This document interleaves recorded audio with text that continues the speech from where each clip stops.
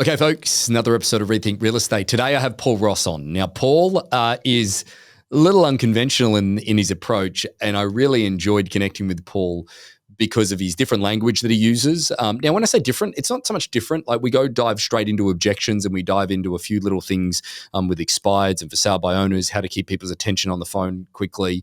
I really enjoyed his approach and some of the language that he uses around certain particular pattern interrupts. We talk a little bit about hypnosis. Now, while that has a bad connotation to some people, it can be associated with manipulation or whatever it may be. We talk about how, he's used some of these theories to be in play in order to actually make sure that, he's serving the community the best way he possibly can in his clients. Interesting episode. I hope you enjoy it. Welcome to Rethink Real Estate. My name is Ben Brady, and this is a real estate podcast aimed to deliver sales strategies, marketing tips, and business insights from industry experts and myself to build a listing-focused business for the future. Let's get into it. So, Paul, I think that one of the things that I wanted to sort of lead off with, you being the master of whether it's persuasion, whether it's the sales mastery, whether it's the wordsmith. One of the biggest problems in real estate is always the objections that we face on a daily basis. I'd love to talk to you about some of the common objections in the real estate world that you see, because obviously the real estate world is where we live. You live in many different sales worlds. Sure. Common objections around commission, common objections around, hey, I need to think about it, common objections around many, many different things. I'd love to talk to around how to handle that side of the business. Let me preface this by giving a general principle. Whenever I teach, whenever I train, whether it's to groups or whether it's to one-on-one VIP clients, I always like to teach from principle first and then to specific examples. If you understand the principle, then applying the examples word for word, which I will give to add super value, makes it much easier. So the principle I'd like to give, and I learned this from my classical hypnosis practice. I am a hypnotist, doing it a long time, 30 years, is that human beings think, feel, respond, act, view their world through fixed patterns. When you break those patterns, they become extremely suggestible, and it opens that window of suggestibility through which you can artfully lead them to better decisions. Because I believe, Ben, that you're not selling real estate. You're always selling decisions and good feelings about decisions. So that said, if you want to role play with me with some of these objections, I'll show you how it works. And they all work by interrupting people's thought patterns and literally giving them objection amnesia, not just crushing the objection, but erasing it completely. So go back to just one of the things that you said, just for better context. Like, I really enjoyed what you said in the perspective of that you're selling better decisions. Is that correct? You're selling decisions and good feelings about decisions. If you take on that perspective, it's a completely different way of looking at sales. Then what happens is you're not so much focused on the actions you want your client to take. They're important, but you focus on the states of mind you want them in. Our clients receive our facts, data, figures, numbers through different states of mind. Let me give you a metaphor, if I might. I teach through metaphor. I consider myself first and foremost a teacher before I'm a salesperson or any of that. Let's say we have a current of electricity, and I want to conduct that electricity, and I have two conductive mediums. This is not a trick question. I have a sheet of gold foil. I have a sheet of cardboard. Which one of those will conduct the electricity better? It's not a trick question. The gold foil. Exactly. So think of your prospect's state of mind as the conductive medium. Do you want them in cardboard states of being distracted? And by the way, I'm assuming this is video. If you look at this device, this is one of your number one enemies of making a sale or signing someone up as a client. Because even if people are initially interested, they can't focus very well. Right.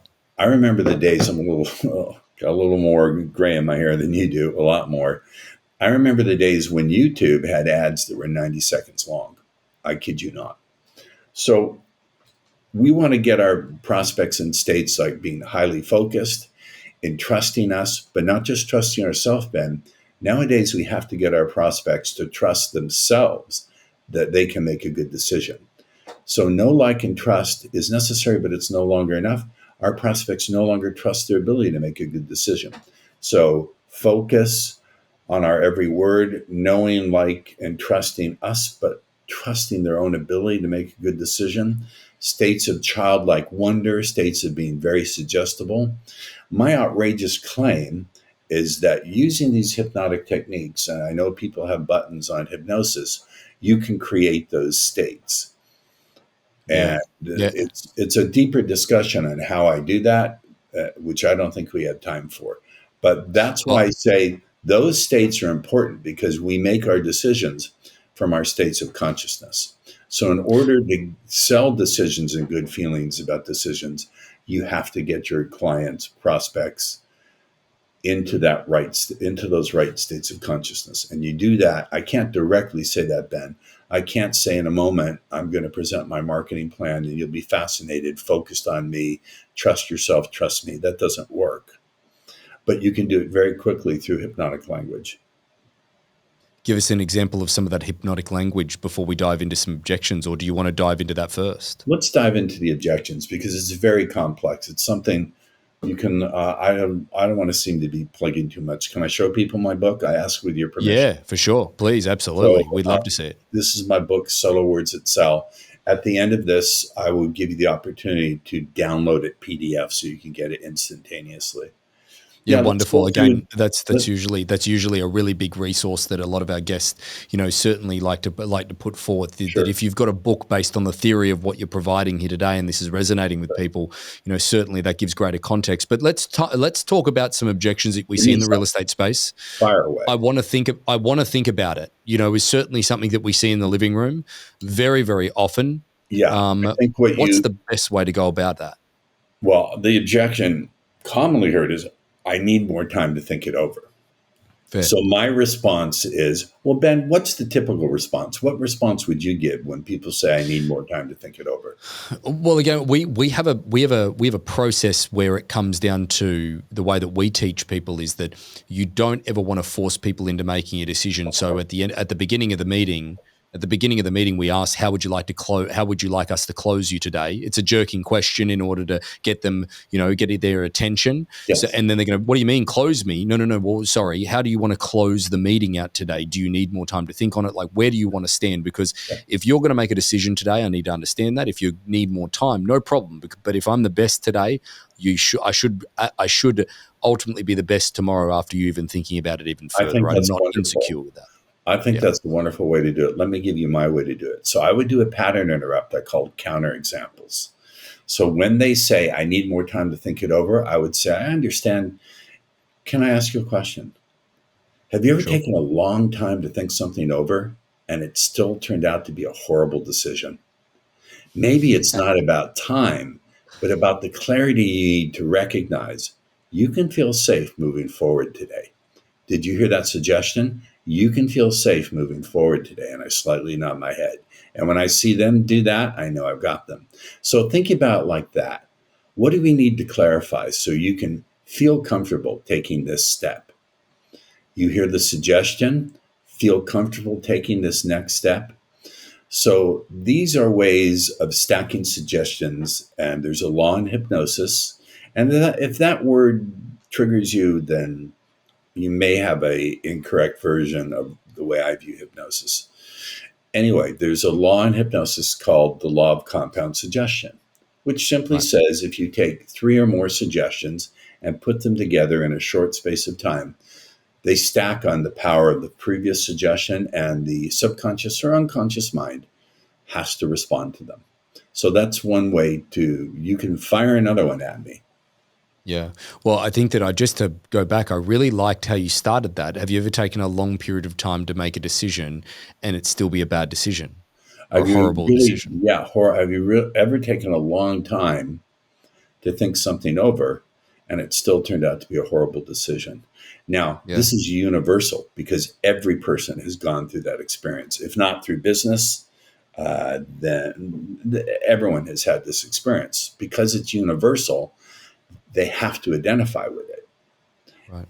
And covertly, you're also creating just a little bit more rapport because on the unconscious level, even though you're wiping out the objection, on the unconscious level, the unconscious thinks, oh, this person understands me, even though in Yeah. reality, you're creating objection, amnesia for the objection. So the way I like to train people is we're doing multiple things at the same time.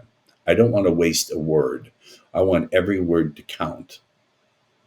No, that's a great advice. I think that there's other part here that I see people when dealing with objections. Before we dive into another one, have you found that it's interesting? You can tell when somebody's read something from a book and they basically are listening to somebody ask the question. They're like, "Oh, I've already got the answer. I've already got the answer," and it comes across too blunt, Yes, comes across too sharp. sure. Sure. Yes.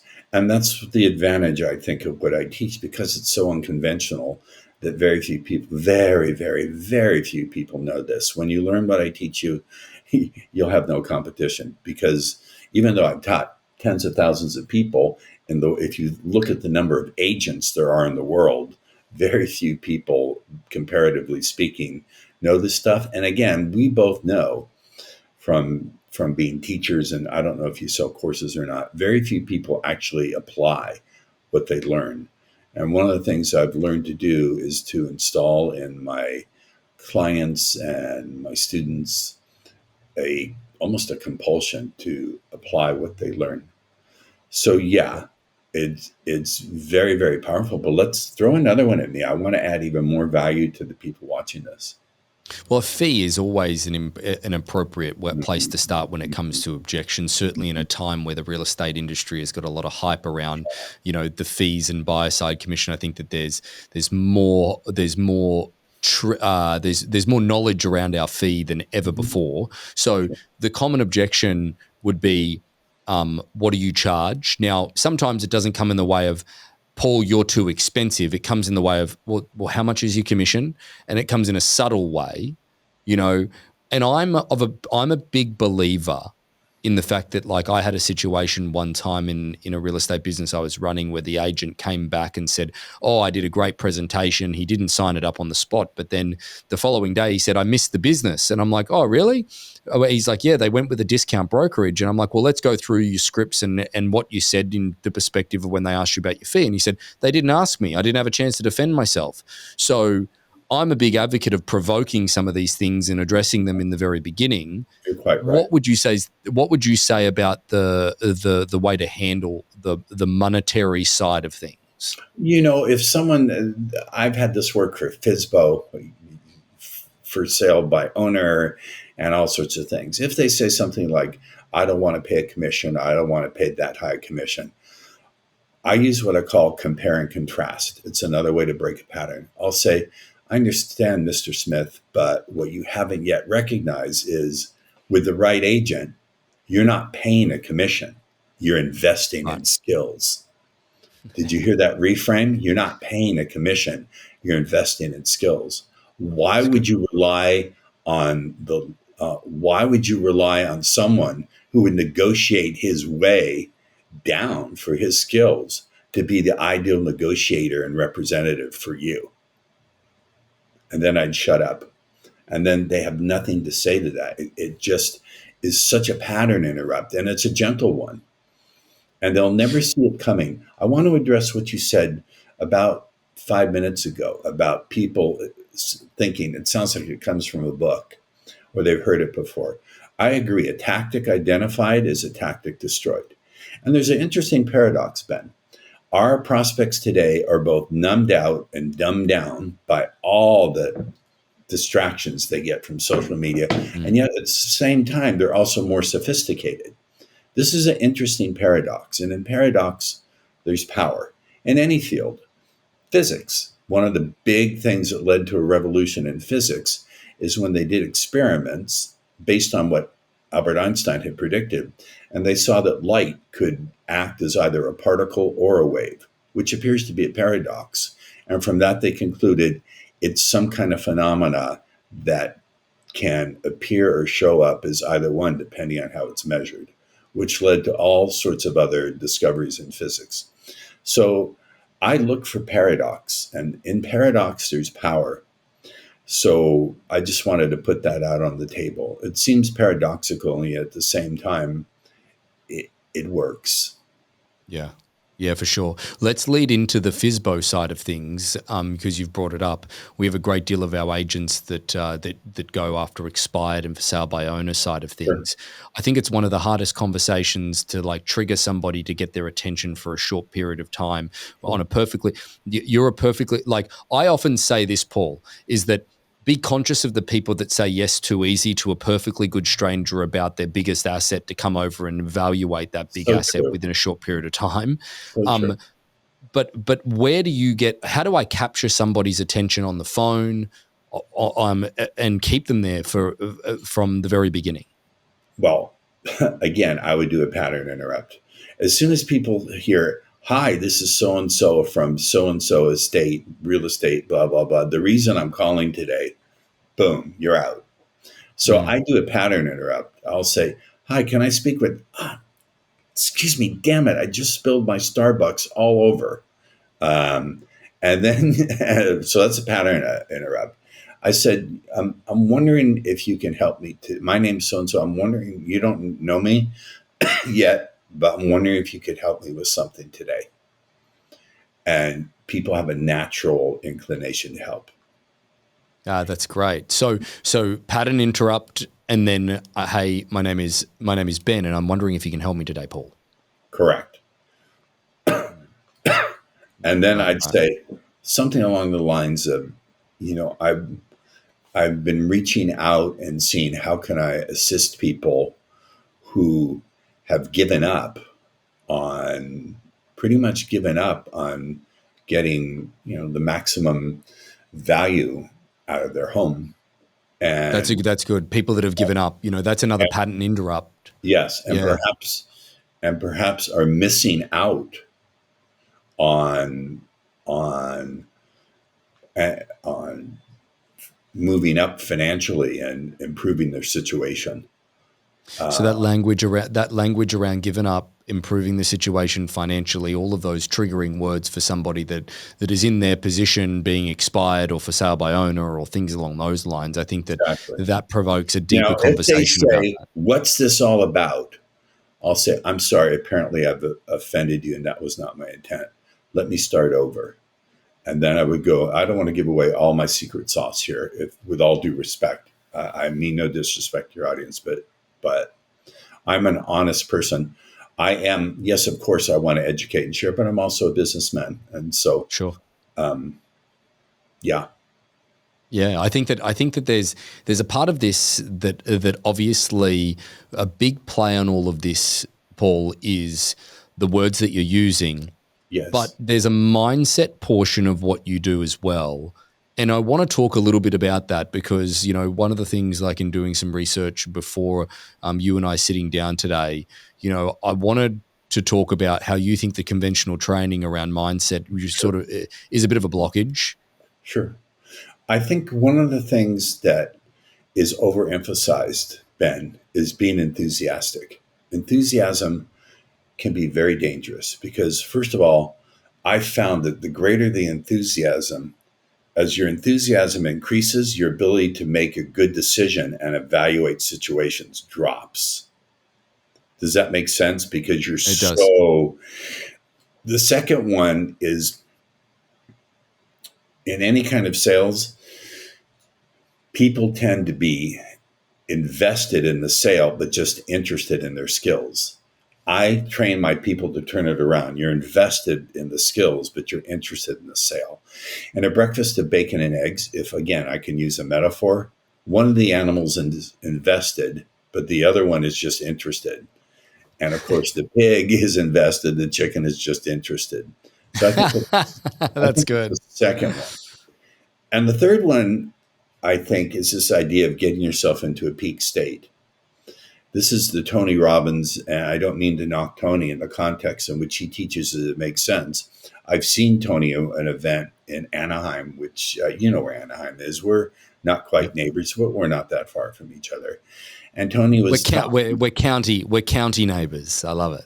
sort of San Diego and your Orange County. Yeah, yeah. And so Tony was it peak performance, and he had to be in a peak state because he was leading 40,000 people. If you go into a peak state and your prospect is not there, you're going to burn out their circuits. That's number one. Number two, they're going to freak out. Number three, you're going to burn out because peak states are very difficult to sustain. And the final thing I think is the whole idea around confidence. It's a very unclear definition. I think there are different kinds of confidence. There's performance confidence, Ben, where you've done well 10,000 times, so you have a realistic expectation that you'll do well again. There's rehearsal confidence, and I teach my clients this, where you rehearse and vividly visualize what you're going to do, and I agree with that. But the most important thing that's strongly overlooked is learning confidence. Now, I don't care whose courses you take. There's a lot of great courses. I'm not going to knock anyone. I don't do that. A lot of great courses in sales. But what they don't teach is how to learn from your mistakes. They just tell you get up. If you're knocked down 9 times, get up 10 times. But that could learn to you repeating your mistakes 20 times. So how do we create a state of mind where you can look objectively at what you're doing incorrectly without programming it back in? Oftentimes, clients will say to me, why do I keep screwing up? Or why can't I do this? Or why can't I do that? And when you do that, your mind is just simply dwelling on the mistake, focusing on it. Now, there's a rule of the mind, rule that I came up with. It doesn't matter who came up with it. It's true, I think, at least from the operational sense. It may not be scientifically true. I don't claim that what I do is science. There's a rule, a principle that says your brain, your mind, can't tell the difference between what you dwell on and what you're programming it to do. So if you dwell on your mistake 100 times by saying, why did I screw it up? You're just going to stare at that mistake in your mind's eye. And your brain naturally thinks, okay, I'm programming this in. It's unintentional. You're not trying to screw yourself up. You just have a bad learning strategy. I was going to swear, but I won't swear in your show. You have well, the listeners are used to it if they're coming back. Okay. Well, you have a shitty learning strategy. Anyone, I could take that. It essentially installs learned helplessness. So one of my, and I say this very quietly, you see my energy is not jumping around all over the place. But one of the things I'll claim that I have not seen in any other training is creating a system of technology to quickly learn from your mistakes and stay, and hear my words carefully.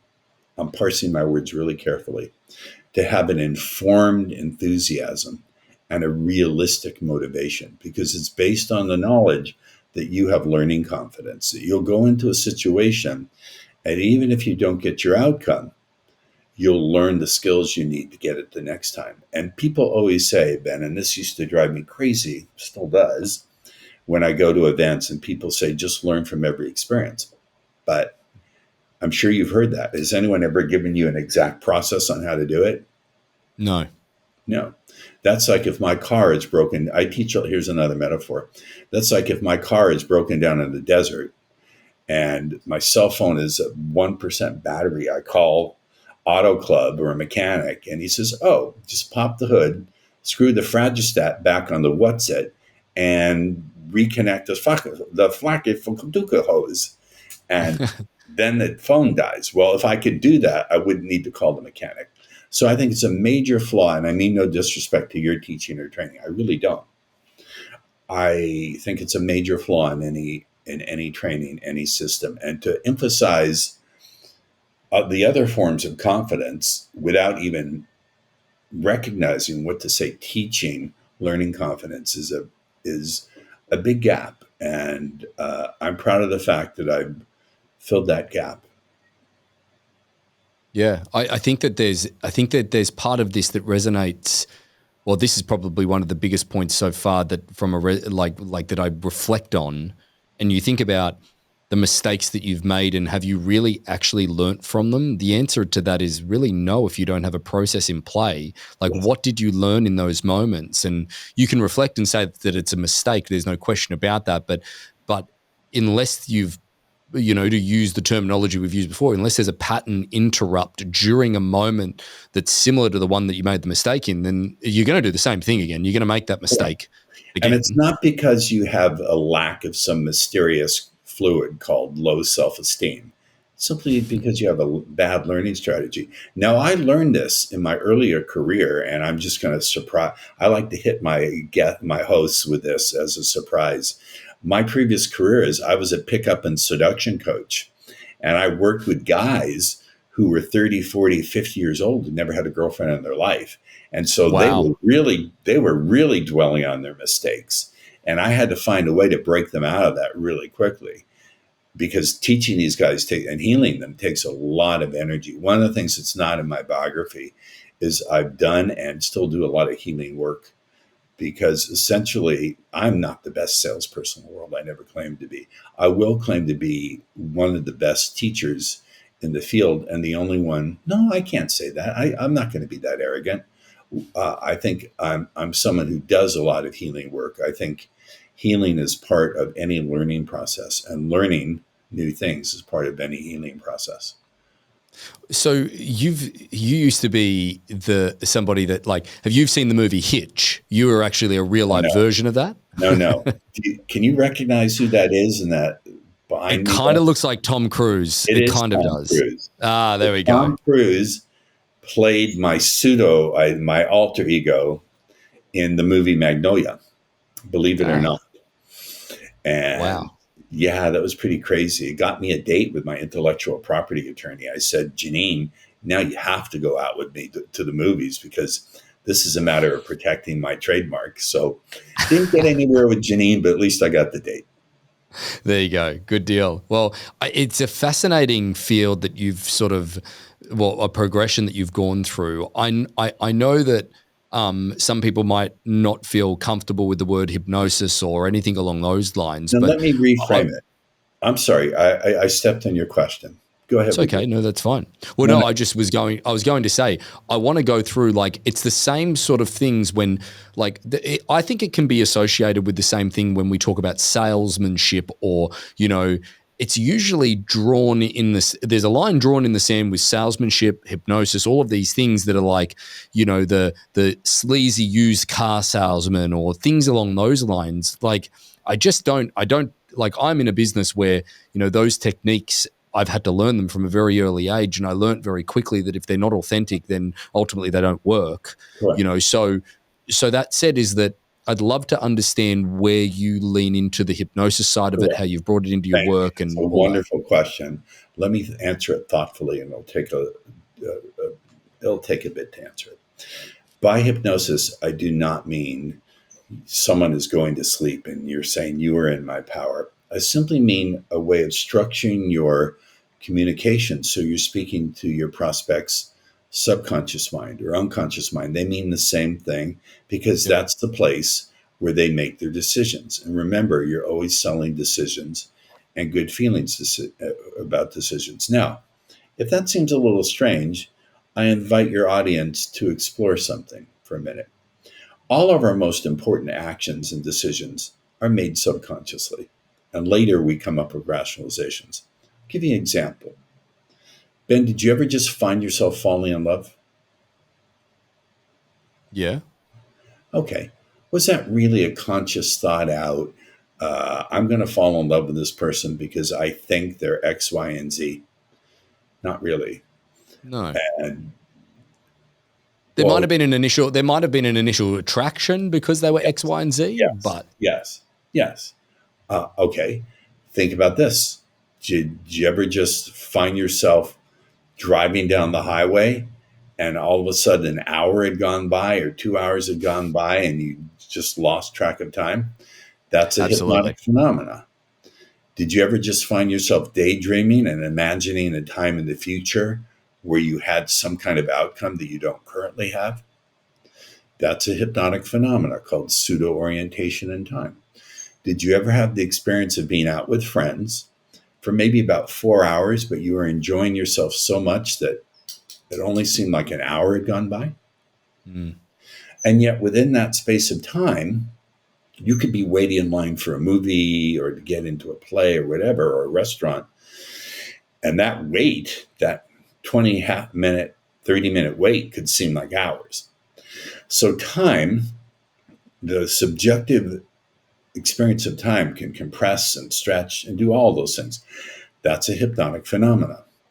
So what I would invite your listeners, your audience, to begin now to explore as an idea, they don't have to accept it, just explore the idea that when I say hypnosis, I'm simply saying phenomena, ways of thinking, acting, responding that happen anyway. They're the foundation of our consciousness. That's not to say there's not a time when you present facts, figures, data, reasons. Your prospects need that to make a good decision. It's not necessarily the right place to start. I want to start by creating states of consciousness again, where they're focused, where they view me as an authority, where they trust themselves, etc., etc., etc. Then you can produce your facts, figures, data, information, marketing plans, whatever. And all of this is done again in the service of your client. If you do this in a way that's not in the service of your client, here's the fail safe for all of this, because people are concerned about manipulation, and rightly so. In order to do this stuff, you have to be in rapport. And if you have a bad intent, then the unconscious mind of the other person will pick it up, because the number one duty of the unconscious mind is to protect the person. So when you use this stuff, because you're appealing to the unconscious and you're getting rapport on a deep unconscious level and you're being persuasive on that level, if you have a bad intent, the unconscious mind, which is more activated and more aware than ever than in the normal selling process, will pick that up much more quickly. That's the fail safe, because I would not want my work to be abused. It's very, very powerful. It's important that we keep I like to say a couple things. Anyone under my influence is also under my protection, and I have an obligation to leave them better than I found them. Mm. That's a very powerful statement, to make sure that you understand that if you possess the power of being able to talk to the unconscious mind or show that, is that then you've got to obviously put that into the protection side of things as well. Yes, absolutely. I believe in karma. I don't know Yeah, exactly no, how it definitely. works. I don't know how it works, but I believe in it. And also, if you screw someone over, you're not going to get referrals. And as we know, referrals are a huge part of anyone who's really successful in this business. Referrals. If someone feels burned, not only will you not get referrals, I won't turn on my phone, but you also have something called Yelp. Yelp is the screwed over person's revenge. And I want good reviews on Yelp. Indeed. Well, it's been a fascinating approach that you've taken, and I think that there's enough intrigue in what you've said today that it obviously allows people to explore further your work, who you are, things along those lines. Paul, where's it best to find you, and Well, what can you offer the audience from a perspective sure, of things that they can use for resource? sure. Well, there's two things, even though this goes contrary to traditional marketing. So let me give you two things. First and foremost, if you'd like to get a free instant access copy of my book that you can download, along with a couple of goodies, I have a training there, a brief video training on how to destroy objections, and then an audio training that on confidence, having genuine confidence, as I've spoken about it. Go to paulrossbook.com. I call it my rapid sales accelerator. And for some people, it can increase their sales by as much as 30% in 90 days. I will acknowledge that sounds like a crazy claim. I give that kind of value away, Ben, because this is so unconventional that the only way people would consider, I think, investing, not all people, but is to try for yourself that this stuff works. I have great testimonials, but the best testimonial is your own result. The second thing you might do, and this is with respect and humility, I say this is only for people who are already brokerages or individual salespeople already doing really, really well. They're peak performers. Maybe they consider themselves the 5% or 10%. If you're looking for a very unconventional, even contrarian way to exponentially increase your sales, not just move the needle a little bit, exponentially do it very rapidly.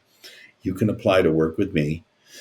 I only work with 3 people per quarter because this is very intense, and I work with people from a lot of different fields. If you want to apply, it's a simple process. I'll give out that link. And if we don't make a good fit, if I think we'll make a good fit, we'll hop on a call. If you don't think we're a good fit, or I don't think so, I'll at least give you 2 or 3 actionable tips you can go out immediately and use and see immediate results. And, if you feel like you're going under a hypnotic spell, hang up on me. I won't be offended by it. To do that, go to speakerpaulross.com/apply. And it's a simple process. I need to do it because I do only, on that side of that intense work, I really do only work with people who consider themselves like the top 10, 15%. Yep. Well, we've got all the links that we'll make sure that we link below in order for people to find you. But Paul, it's been an absolute pleasure having you on Rethink Real Estate. It's always my honor to do what I love most, which is to teach. Teaching is in my blood. My parents were both teachers, and they passed that love and passion on to me. Well, thank you again. Thank you, Ben. So about 75% of our audience hasn't liked, followed, or subscribed to our podcast. It would mean the world to us, and it would help this podcast more than you know to expand our reach if you were to like, follow, or subscribe on any of the platforms that you're watching or listening on. Thanks again.